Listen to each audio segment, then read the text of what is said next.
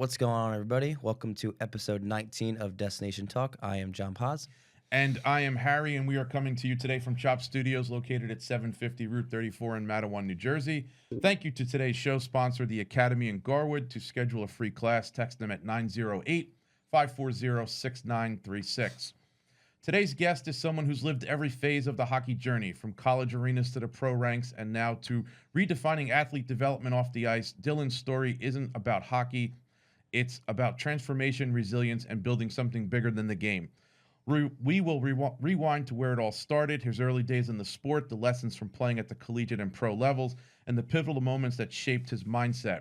Then we dive into the next chapter, the founding of DK Mobility, what sparked the idea, what gap did he see in athlete recovery and performance, and how does his philosophy set a new standard in how athletes train today. We also get into his creative side with Tendy TV, a one-of-a-kind platform that's giving back to the goalie community in a whole new way, from mindset to mobility, from setbacks to big picture goals.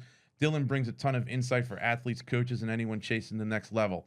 Dillion, welcome to Destination Talk. We thank you for your time today and coming on. How's everything going? Thanks for having me, guys. Everything's going well. It's Friday, no complaints. Happy weekend. Yeah, it is Friday. It's nice weather here too for us in New Jersey. I don't know how it is for you where you're at, but we've been around 70, 80 degrees the last couple of days. Same here. Yeah. So, and it hasn't been like that for a while now. So I'm pretty happy to have some sun back in Michigan here. Yeah, sunshine and warm weather is always good. Mm-hmm. So, Dillion, with building off the intro, can you tell us a little bit more about yourself? Where you went to school, high school, college, and kind of set that picture for us. Sure. Yeah. So I grew up in Petoskey, Michigan. It's northern Michigan, about 50 minutes from the Mackinac Bridge. So not quite the UP.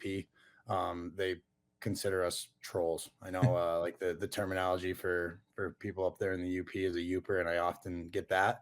But I'm actually a troll. So I'm like 50 minutes below the bridge. I grew up there playing all kinds of sports. Hockey was always one of my main ones, hockey and baseball. And then when I was a senior in high school, I moved away. That's when I played my first year of junior hockey. And then kind of bounced around a little bit from there, went to Adrian College, and then turned pro after that. I played mostly hockey and baseball, but I picked up tennis going into high school and actually played 3 years of varsity tennis. And then my senior year, I wasn't able to play just because I left for junior hockey. But yeah, I guess that's a kind of the cliff notes. That's an interesting combination, baseball, hockey, and tennis. I don't think I've never heard that one before. That's pretty good. Yeah. Funny story. So I had some buddies going in, some buddies that were trying out for the tennis team going into my freshman year. And I had played a little bit growing up, most kids do some sort of like tennis lesson, right? So I had like a little bit of background, but I was never considered a tennis player by any means. So I kind of just showed up one day at home for dinner and told my parents, hey, I think I'm going to try out because I didn't play a fall sport. So right. I was like, I think I might try out for the tennis team. I got a couple of my buddies are trying out, and they were kids that actually, played tournaments, and they were real tennis players. And my parents kind of looked at each other and looked at me, and they're like, hey, I mean, that's cool and all, but like, don't be upset if you don't make varsity. You've never played tennis. And I didn't have a license at that point, or a job. So that entire summer, I would have, my mom owned her own cleaning business. So she would leave the house around 8:30 in the morning to go, clean for the day. And then she'd be done around 6:30, just depending on the day. And I'd pack my lunch every day. I'd have her drop me off at the courts on her way to work at 8:30, 9 a.m. And I would literally sit there all day. I had it all set up. I'd have like 5 to 7 guys maybe lined up to hit with me throughout the whole day. Player one's hitting with me from 8:30 to 11:30. And then I had someone meeting me at noon to hit from noon to 2. And literally all day I would just sit at the courts and play tennis with different guys. And 6:30 rolls around, my mom would swing by and pick me up on our way home from work, go home, have dinner.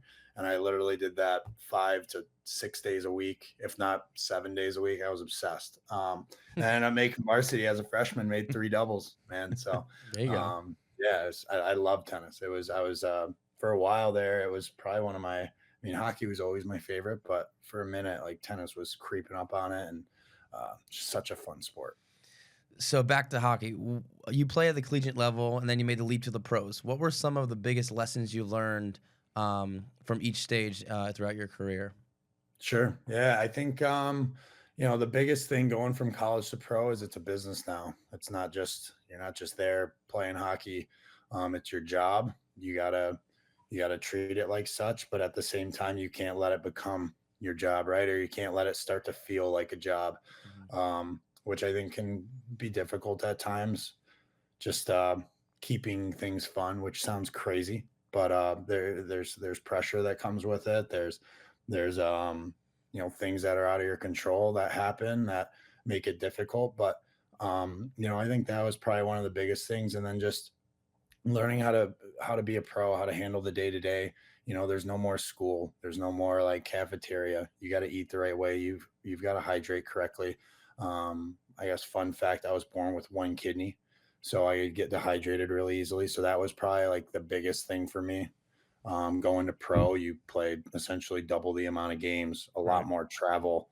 Mhm. It's just a lot more taxing on the body physically and mentally. And that was probably truthfully, my whole career was hydration was something that I was always battling with, just because I was an I'd get dehydrated really easily and I'd cramp.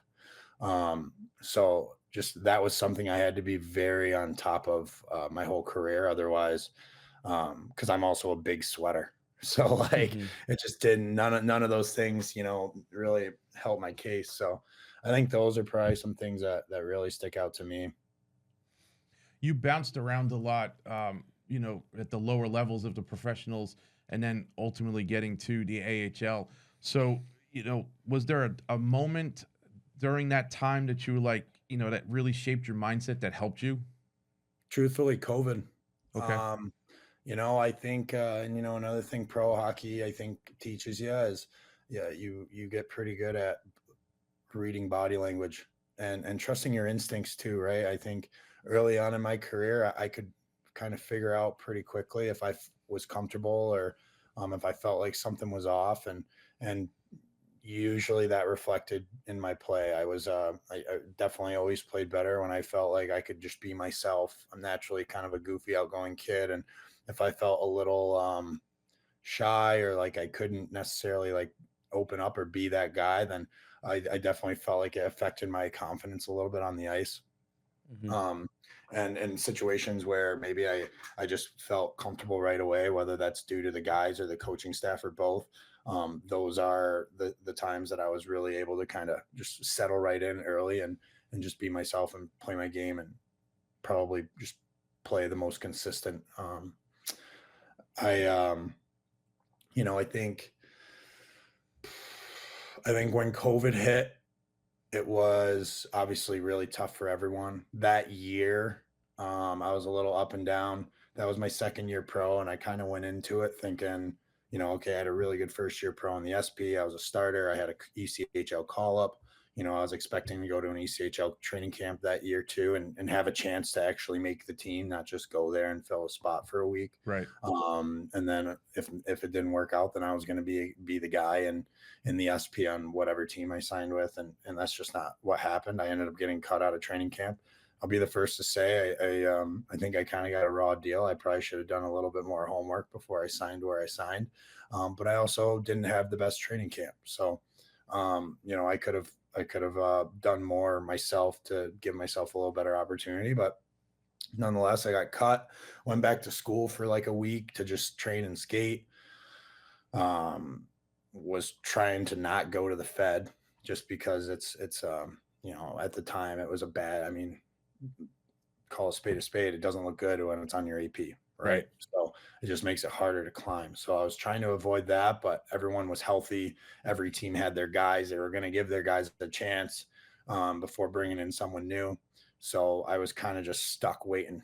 And finally I decided with my agent, hey, when an SB team does need a guy, they're going to want a guy who's been playing, not just being a college kid hanging out. So I was like, all right, fine. I'll sign in Danbury. I'll go play. They told me I'd play every game. I did. And it was really good for me. I was able to go in there, be myself, have some fun, kind of get the chip off my shoulder that I kind of had after all the things that had happened to start the year. Right. I think I played 10 games, won 9 of them, and then got called right back up to Peoria. Was in Peoria, loved it there. They had a starter, so I was back in a backup role, which was fine. I mean, I know how to handle that. I was a backup 4 years in school, and I know what I need to do to fill my role there. And I only got in 2 games, lost them both, and we were a first place team. So I knew that wasn't a good look. I played really well in the first one, played average in the second one. The team didn't necessarily play very well in front of me either game, which I knew was also going to kind of be a problem with the coaching staff. And I kind of had a feeling, like I said, trusting that intuition. I remember saying to my roommates, "Hey, boys, like, don't be surprised if I'm out of here." And they're like, "What do you mean, dude? You've played 2 games. Coaches love you. You played well, blah, blah, blah. We haven't played well in front of you." I'm like, "It doesn't matter. It's a business. Like, Right. we're a first place team with 2 losses all year. And now we have 4 losses all year, and 2 of them are mine." So, um, and that's exactly what happened. They released me. They brought in another guy, and he was straight up with me. He told me, he's like, "Hey, it's nothing against you. I think you're a true pro. I love you as a guy. I love you as a goalie. I just didn't like the way the team played in front of you. So we're gonna mix something up." And hey, I get it. Mhm. So at that point, it's January, mid-January. I've played, I think, 11 games, 2 in the SP, 11, 12 games, 2 in the SP, 10 or 11 in the Fed. I was like, I'm kind of over the up and down, back and forth. I need to just play. I need to just get games, play well, be the guy, and just be in one spot. So I decided to just go back to Danbury. I was gonna finish out the year there, and we had a really good team and really good opportunity to win a championship. So I was like, I'm just gonna go stay in Danbury. I'll turn down call ups. I'll play every game. We'll win a championship. We'll start fresh next year. And then COVID hit. So kind of a lot of things happened around COVID, just personally in my life that were challenging that I had to deal with. But no one likes going through hard times, but I think it really took some stress away from hockey and helped me realize, hey, there's much bigger things than just kind of what you're dealing with in hockey. Um, and it just made the things that I was going through with hockey a little less important or extreme. And COVID gave me a chance to just reset, grow up, figure it out, do what I needed to do. I know we'll kind of get into it, but that was actually the start of DK mobility. Right. Mhm. And I just spent that time. Luckily for me, I had a really nice home gym set up in my garage that I had put together. So I kind of knew that I had an advantage over most because all gyms were shut down and everyone was stuck just being at home. Right. So I saw it as an opportunity for me to kind of play catch up. Like, hey, here's all these guys in the coast, and none of those guys really have access to probably what I have now. Here's my chance to catch up and pass them. So when hockey did resume, maybe a year later, or whatever it was, uh, I was pretty confident and ready to make some noise. So I knew with all the leagues being cut in half, I was probably going to be in the Fed, but I was honestly excited about that because I knew the Fed was going to pretty much be the SP. So was in the Fed and had a really, really good year. I think he had like a 9.2 something save percentage, was top goalie in the league, got called up to Macon in the SP once or twice as well. So I was kind of getting myself back out there, had a really good year, and then lost in the finals that year. Ended up going to Macon right after my season ended in the Fed to kind of be their black ace because they were also in the finals. And then that summer was when I signed Macon signed me to come in and essentially be the guy the following year. So I kind of finally felt like, all right, hey, I'm actually in a good spot now to get back to the SP. I got a coach that believes in me, trusts me. Like, I wasn't going to Macon that year thinking, oh, I hope I just make the team. Like, I felt pretty confident that I was going to be there and have a chance to earn a starting job. So, and then obviously that was kind of the year where everything really blew up. And I went from, I played the first half of the year from the start of the year to Christmas in Macon. And then by, I don't know when it was, March, I was in the American League kicking, playing games. So What organization did you get to with them in the AHL? I was with the Henderson Silver Knights. So Vegas. Is Vegas. affiliate. Mhm. So kind of transitioning after stepping away from hockey, kind of you mentioned DK mobility. What led you to creating that? And was that something you had in mind during your time of play? Talk a little bit about that. Yeah. So, once I got into school, that was when I really got into, I guess first, I was always big into training. Like I was a nobody underdog from Northern Michigan. I knew if I was going to have an opportunity to get anywhere, I was going to need to bust my ass and work really hard. And, I've always been a taller kid. I'm 6'5" now. I mean, in junior, I was probably 6'3". Um, so even in junior, like I was just a workout freak. And it was something I was always really into. And that's when I started training some younger kids a little bit, whatnot. Nothing crazy, nothing really too much in the gym, mostly like track stuff. Um, but then I went to school, started studying exercise science, got more into it, started doing a little bit more coaching things, in the summers. And then obviously continued to train myself. Um, and just growing up in Northern Michigan, I kind of, I truly, it wasn't until probably my fifth, sixth year pro that I actually worked with a real strength coach. I always trained myself, wrote my own workouts. It's funny, actually. I was going through some stuff, and this is an old binder that was pretty much my workout log. And it's literally got like, it literally has like right here, phase 1, summer 2016. My whole summer workout plan, and we were just pen and paper, man. Like, first off season pro is in here, like all of it. So that's bringing back some cool to look flashbacks. back and look through that. But kind of, I was like, all right, well, hey, like, I was able to do this on my own, but not everyone has, I guess, the drive or maybe the knowledge or the resources to kind of figure this stuff out on their own. So what can I do to provide kids like myself who might have the internal drive, just not the access to other things, and to give them the opportunity to train like, the kids that are playing AAA in the Detroit area, training at a high end, hockey specific sports performance facility, right? We didn't really have anything like that up north. So, it started with thinking about other kids, right? Like myself. And then obviously COVID hit at truly the perfect time. I think I probably started my DK the Mobility Guy Instagram page maybe a month before COVID hit. So now at that point, I had just recently launched remote programs, and then COVID hits, not even really realizing this whole COVID thing was going to go down and we were all going to go on lockdown. And then it happens, and all of a sudden kind of things really start blowing up, because now essentially I'm ahead of the game because everyone's forced to do remote training and no one's been offering such a thing. So that was really kind of like the start and the takeoff of it.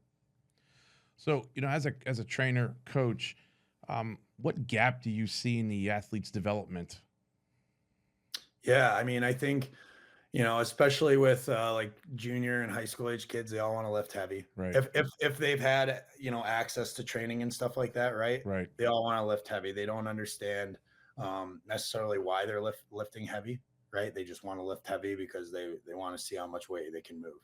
I think intent is a big one. Doesn't even really matter the age, but like intent within your training is something that we stress a lot at my facility, and something that just kids don't really realize unless they get into a sports performance facility that is educated in sports science. So just understanding, hey, why are we doing this many sets, this many reps? What do those reps need to look like? If you're doing 5 reps at essentially 40% of your effort, you're not really getting anywhere. Right. So, I think that's a big thing. And then specifically with, I guess, goalies and just really all hockey players is the mobility side, which is kind of why I ended up getting certified in FRC. And it was something that I didn't even knew existed until my first year pro, and it blew me away. And I was a guy who was always looking up training stuff, always researching, always trying to educate myself more. And I never knew that this thing even existed. Started doing it myself with another coach, and it completely changed my game and was a big, factor in me kind of leveling up throughout the years. So I was like, wow, like if this is something that is just completely, if I didn't know about it, there's got to be a lot of other people who didn't know about it either. And I felt like that was kind of my way to specialize and become something special or different, to make me kind of stand out amongst the rest. Mm-hmm. So what is the mission behind DK Mobility? What sets it apart in performance and recovery space compared to others? Sure. Really, it is learning from someone who's been there and done that, and truly knows exactly what it takes to get to the next level. Mhm. And no one thinks about this, but someday hockey's going to end. Someday you're not going to be a goalie, and your body may or may not hurt. So one way or another, like, the goal is to, of course, help you become a better athlete and give you more range of motion, so you are less likely to get injured, so you can play as long as you want, and not only play as long as you want, hopefully play pain free while you're doing it. Because I have played with so many guys who are just playing pro, and they're just constantly in pain every day, and I can't imagine what that is like and what that does to you mentally, and kind of your outlook on the game if you're just constantly in pain while you're trying to do it. So, I think that's the biggest thing for me is, yeah, I want to be the difference maker and give you that secret sauce to help you take your game to the next level. But hockey and sports aside, I want you to be able to have, some knowledge and education to take care of yourself afterwards. So you don't have to live the rest of your life in pain, with constant aches and pains. So, like I do mobility stuff with my mom all the time, and she's in her 60s, and it's significantly helped her, and just given her um, better quality of life. And I think that's, the older we get, we only have one body to live in. So it's so important to take care of it. But a lot of people kind of wait until the aches and pains are consistent before Right. they start doing it. Hmm. So I felt like, hey, if I can get in front of this and start teaching my high school kids, my middle school kids, even start introducing it to like elementary school kids, like, when their joints and their bodies are so healthy and mobile, they'll never have to worry about, trying to backtrack and get rid of the pain, or, hey, I have terrible hip mobility. Um, like, we're just not going to have to deal with those kind of things because we're kind of attacking the problem before it's even there. Hmm. So it sounds like your training methods, and correct me if I'm wrong, are more about the long game, the injury prevention, and educational teaching. So if you had to compare what you're doing today to say what you did yourself, how would you compare those two? Sure. I think really what I do today now is just way more advanced. Truthfully, Right. like, we have so much technology at my gym that allows us to get really detailed with programming, and just really specific with what kind of outputs we're looking for based on the phase that we're in. And I think that's probably the biggest thing is everything is just a lot more detailed and advanced because of technology and just access to certain things. Hmm. How much is does the analytics of training play in it? I know for me and at my facility with my business partner, we really have started to transition to more analytical based information because that's what these kids are all looking for. Are you finding it the same for you out there? 100%. Yeah, we're very dialed into the kind of the sports science and the data piece. We try to get all of our athletes 8 years old all the way up to our pros on the force plates at least twice a week. It depends on how often we see them, right? But ideally, we like to get all of our athletes on there twice a week, so we can look at that data, we can track how they're doing, um, and we can make sure that we're programming them accordingly, and kind of compare their data to their current program and stimuli that we've put in their program to see, okay, is this working or is it not? Do we need to look at something different for their next phase? So yeah, no, and the kids are really into it too, right? I think with the data and the sports science, it just educates and enforces intent within kids training, because you can't just show up and go through the motions, because technology don't lie. Hmm. If you're trying to like pull a fast one on me and just kind of half-ass a workout, like, I might not be able to tell maybe from the eye test, but I'll be able to tell by looking at the iPad when it's telling me your bar speed, Hmm. you know? Yeah. So what are some key tools, techniques that you swear by when it comes to mobility and the performance at your gym? Sure. So, I think dynamic mobility when we are, warming up, and activation. I'm a big fan of ISOs, and teaching the body to fire before we put it under external weight. I think it's a really good way to progress into weight training and different strength training, things like that. It's a really good way to improve just bracing, the ability of bracing and body control. So those are kind of when it comes to warm up stuff. And then I think, recovery wise is something that people always overlook. And longer passive stretches, holding those passive stretches, not just for 30 seconds or a minute, but like 2, 3, 4 minutes, really trying to increase blood flow and promote recovery after workouts. It's just going to set you up for your next day. So rather than coming in super sore, you're just going to get that much more out of your workout the following day if you spend an extra 15, 20 minutes today taking care of your body. You just spent an hour and a half beating it up. Why not take 15, 20 minutes to show it a little love after your workout? And then once we kind of get confident and comfortable with kind of kids' abilities, we start working on end ranges. We want to strengthen end ranges because typically those are, the our end ranges are typically our weakest parts, right? A lot of times we're only training the middle, and these are the parts that get left out, and that's typically where injury happens, or maybe you lose ground pressure, or you just lose connectivity in a certain exercise.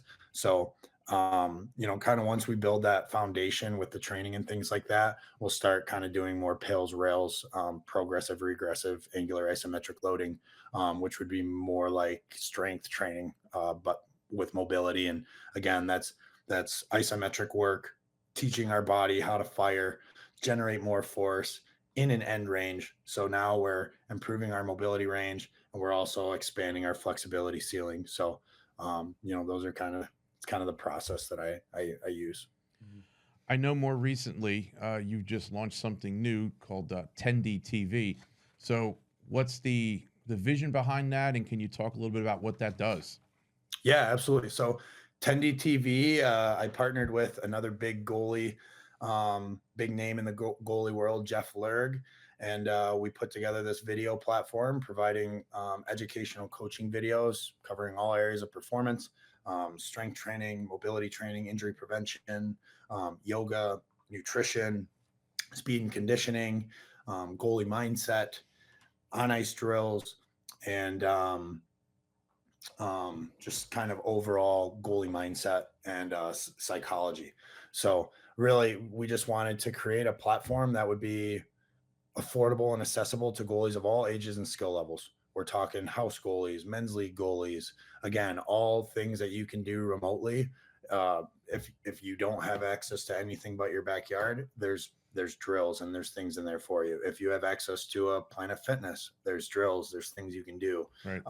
Really just trying to provide goalies of all shapes, sizes, skill levels, ages, with an opportunity to improve their game on their own without having to, maybe buy a gym membership or pay for personal training, things like that. Because a lot of us are out there just doing things blindly, and even the men's league guy who just plays beer league a couple nights a week, like he wants to get better, right? So here's a cheap, affordable way for him to get high level content from former pro goalies who, both of us had our own adversity that we went through and conquered, and we both got to very high levels. And I would say probably two of the crazier stories in the goalie world, just with the things that Lurgy and I did in our careers. And it's just cool to be able to now have a platform that we can easily share that with a wide range of goalies. Dylan, what's one common mistake that you see athletes making when they're coming to you, and what are you doing to correct that mistake? Sure. I think a big thing that I see is kids not giving themselves honestly enough recovery time or enough rest. A big issue is ice. Like, these kids, all they want to do is be on the ice. Right.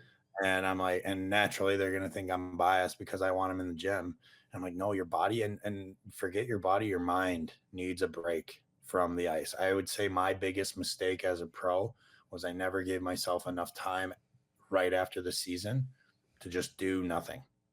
Don't train, don't skate. Like, I was always getting on the ice way too early. And then, by, the halfway point of the year, or getting towards the second half of the year, you start to experience a little burnout because you've been doing it since, May. Right. And so I think that's probably like my biggest issue, and it's the biggest thing that I'm seeing with kids nowadays. And it's part of it's on the coaches, right? Is that there's where everyone's like, you need to be on the ice, this and that, do these skill skates, do this, do that, and hey, everyone's trying to, I get it, like make their money, develop athletes the way they feel is important. But at the same time, if an on-ice skills coach feels like their guy should take some time off the ice and be in the gym while he ain't making money, you think he's going to tell him that? Right. I don't know. Maybe not. So if they care about the kid, they would. Yeah, right. And don't get me wrong, there's lots of coaches out there Yes. who are not going to care about their money and be like, hey man, like you just had a hockey season for the last 7 months. You need to take some time away from the game here. Like give your body a break from the ice and instead focus on spending some time in the gym to put yourself through a little bit of a remodeling phase and get yourself back to neutral before we start trying to, add strength, add speed, get back on the ice and work on things. So a question we ask a lot on the show is, what advice would you give younger athletes, especially those dreaming to play at the next level, like especially pro? I think believe in yourself. Looking back on my career, it's like I've been on some podcasts, like you had to have had some doubts and this and that. And I'm like, truly, like, I think back on it myself. I'm like, you must have been I won't swear, but effing crazy. Like for thinking like my whole life, I knew I was going to play pro hockey. Even after spending 4 years at a Division III school as a backup, going into my senior year, it was never like, all right, what am I going to do when I graduate for a job? Like I truly didn't go into my senior year thinking I was going to be doing anything other than signing a pro contract and playing hockey. Why? Who knows? Because it's like I went in, I think my freshman year, I played 2 games. My sophomore year, I played 5 games. And maybe my junior year, I played like 3 or 4 games. So it's like, what in the hell makes you think you're going to play pro hockey? You're not even playing Division III college hockey, barely, right? But I just knew I knew I had it in me. I had the belief, and I knew I had the work ethic. I knew I had the build to be a professional goalie, right? So I think believe in yourself. It's so cliche, but especially nowadays, kids are ruthless. Like there's always going to be people trying to hate on you.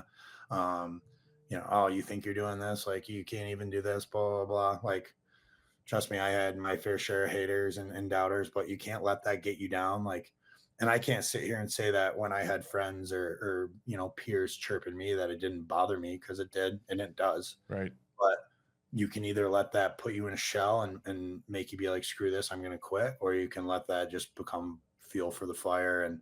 And yeah, it hurts your feelings, but hey, watch this, motherfucker. You know what I mean? Like, I'm going to show you and you're going to see. And sure as shit, like that's what happened. So it's like, hey, I remember 5 years ago when you were saying this, like, look at me now. So I think that's probably the biggest piece of advice is never give up. If you believe you can do something, you sure as hell can. And you just got to put the work in to make it happen. Knowing what you know now today, Dylan, if you went back to a younger version of yourself, what advice would you give that person? Slow down. I'm just such I'm a hyperactive ADHD kid. I always have been. And I'm just go.